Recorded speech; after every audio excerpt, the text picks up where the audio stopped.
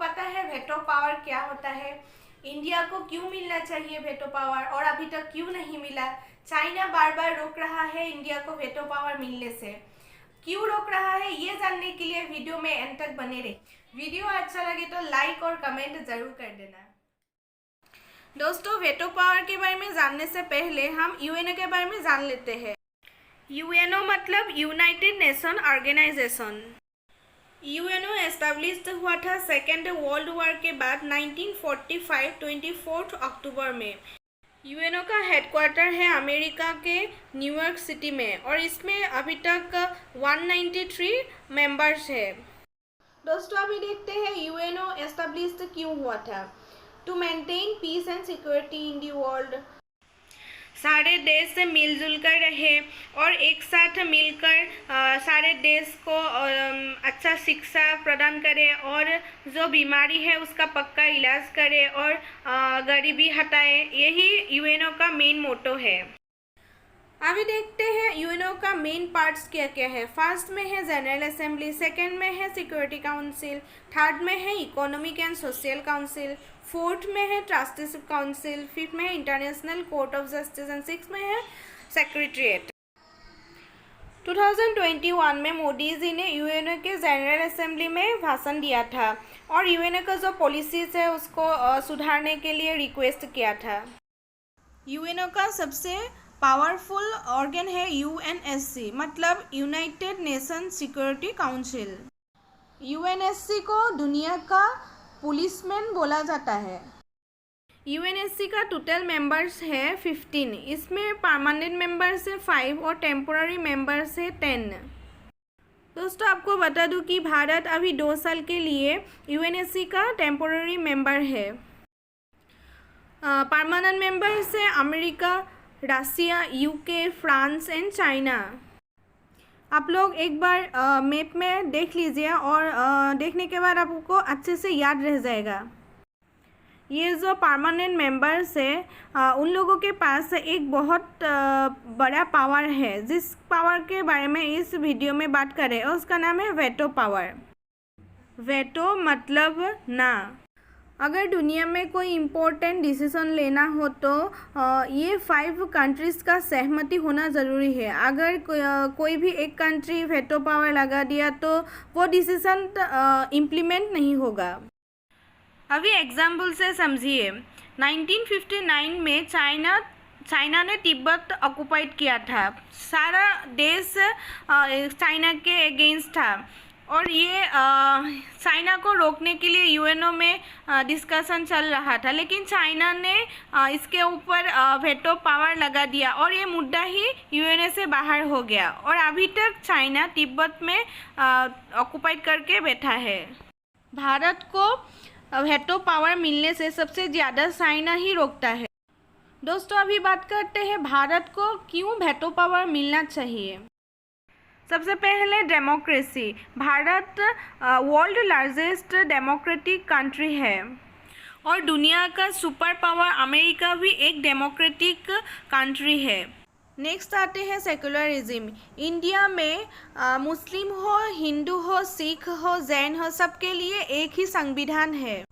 भारत में चाहे मुस्लिम हो या हिंदू हो या जैन हो, सभी धर्म के लोग प्राइम मिनिस्टर, प्रेसिडेंट और सुप्रीम कोर्ट के जस्टिस भी बन सकते हैं। लेकिन पाकिस्तान जैसे देश में ऐसा नहीं है, वहाँ पे हिंदू लोग प्रेसिडेंट, प्राइम मिनिस्टर नहीं बन सकता। नेक्स्ट आता है टेररिस्ट। भारत में बहुत बार टेररिस्ट अटैक हुआ है और उसका जवाब भी भारत ने अच्छे से दिया, लेकिन ऐसा कभी भी नहीं हुआ है कि भारत के कोई टेररिस्ट दुनिया के किसी देश को अटैक किया है। इसका मतलब है भारत में कोई लोग अभी तक टेररिस्ट बना ही नहीं और भारत के लोग टेररिस्ट को पसंद भी नहीं करते हैं। नेक्स्ट आता है रिलेशन। भारत का रिलेशन सभी देशों के साथ अच्छा है, चाहे वो अमेरिका हो चाहे रसिया हो, लेकिन पाकिस्तान के साथ थोड़ा बहुत झगड़ा होता रहता है, लेकिन उससे कोई फ़र्क पड़ने वाला नहीं है। अभी देखता है इंडिया को क्यों वेटो पावर नहीं मिल रहा है। सबसे पहले आता है NPT यानी कि नॉन प्रोलिफरेशन ट्रीटी। मतलब 1968 के बाद कोई भी देश न्यूक्लियर वेपन्स नहीं रख सकता। तो इसके अनुसार भारत न्यूक्लियर वेपन्स नहीं रख सकता और जो भी है वो डिस्ट्रॉय करना पड़ेगा। तो इसीलिए भारत ने एनपीटी पर साइन नहीं किया। भारत ने बोला हम कभी भी पहले न्यूक्लियर वेपन से यूज़ नहीं करेंगे जब तक कोई भी देश पहले न्यूक्लियर वेपन्स यूज़ नहीं करेगा, ओनली रिटेलिएट के लिए ही यूज़ करेंगे। अब चाइना बोल रहा है आपने एनपीटी पर साइन ही नहीं किया है तो यूएनएससी में परमानेंट मेंबर कैसे बन सकते हो। चाइना इसे इतना बड़ा इशू बना रहा है कि बाकी 4 परमानेंट मेंबर्स आकर भी इंडिया को वेटो पावर नहीं दे सकता, क्योंकि वेटो पावर मिलने के लिए सारे परमानेंट मेंबर्स के सहमति ज़रूरी है। नेक्स्ट आता है CTBT यानी कि कॉम्प्रिहेंसिव टेस्ट बैन ट्रीटी। अब यूएनओ ने ऐसा रूल बना के रखा है कि आप न्यूक्लियर वेपन्स कहीं भी टेस्ट नहीं कर सकते, ना ज़मीन पर, ना हवा पर, ना पानी पर।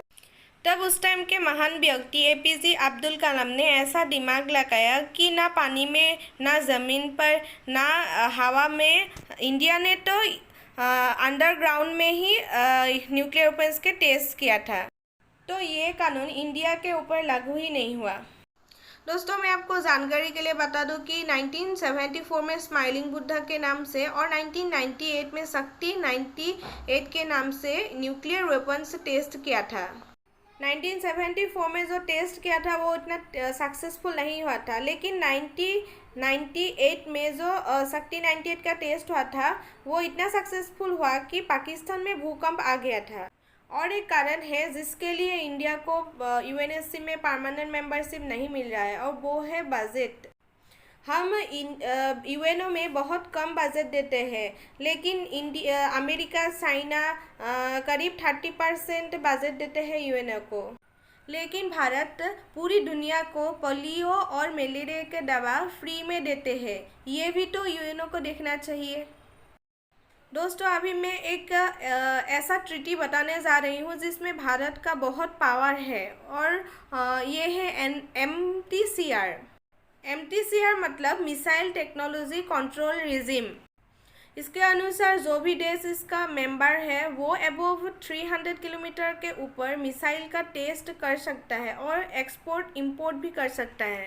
भारत इसका परमानेंट मेंबर है, इसीलिए भारत अबव 300 किलोमीटर का मिसाइल का एक्सपोर्ट इंपोर्ट भी कर सकता है।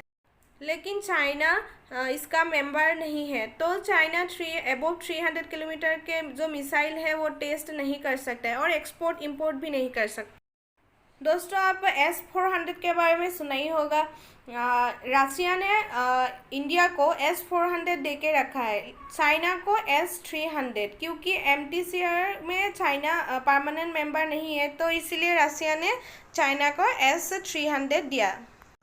तो अभी भारत चाइना को बोल सकता है कि आप हमें यूएनएससी में परमानेंट मेंबरशिप दिला दो और हम आपको MTCR में मेंबरशिप दिला देंगे, क्योंकि चाइना को MTCR में मेंबरशिप मिलने के लिए भारत की सहमति ज़रूरी है। तो दोस्तों आज का वीडियो आप लोगों को कैसा लगा कमेंट करके ज़रूर बताइएगा।